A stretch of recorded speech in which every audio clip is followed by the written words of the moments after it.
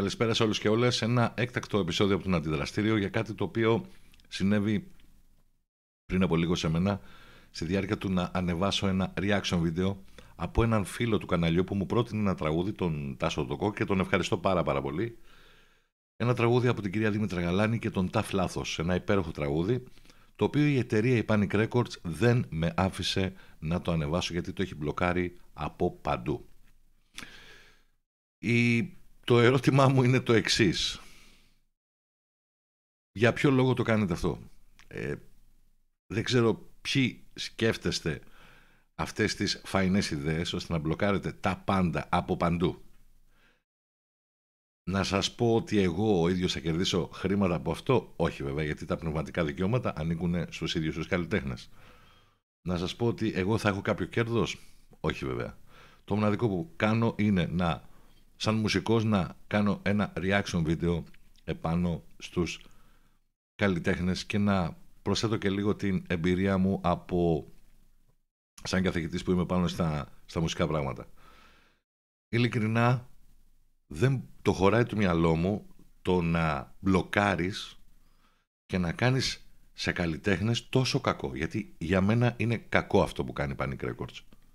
Είναι πολύ κακό γιατί μεθαύριο, σε λίγα χρόνια, ούτε που θα τους θυμούνται τα σημερινά παιδιά, η σημερινή γενιά αυτούς τους καλλιτέχνες.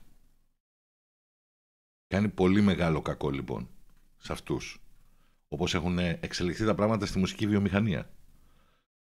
Από την άλλη θέλω να πω και ότι παρατήρησα στις στάσεις του YouTube ότι πάρα πολλοί καλλιτέχνες που έχει η συγκεκριμένη εταιρεία, δεν θέλω να πω ονόματα, ανήκουν πάρα πολύ σε αυτή την τραπ, τη σημερινή μουσική που την ακούει η σημερινή νεολαία, να το πω, σαν παλιός που είμαι, που για μένα προσωπικά είναι παντελώς ανούσια, δεν μου προσφέρει κάτι στα αυτιά μου, δεν έχει ένα χρώμα, έναν ήχο,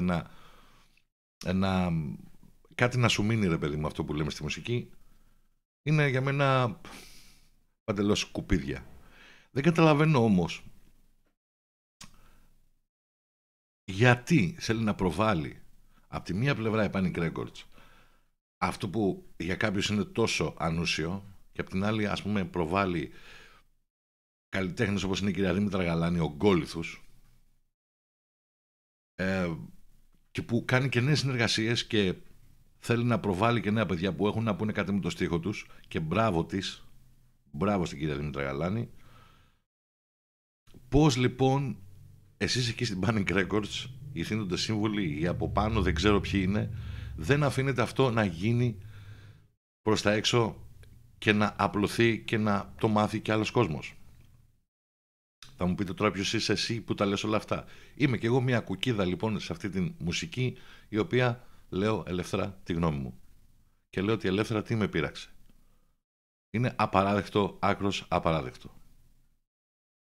Αυτά ήθελα να πω σε αυτό το επεισόδιο, το έκτακτο, και τα φιλιά μου και καλή χρονιά.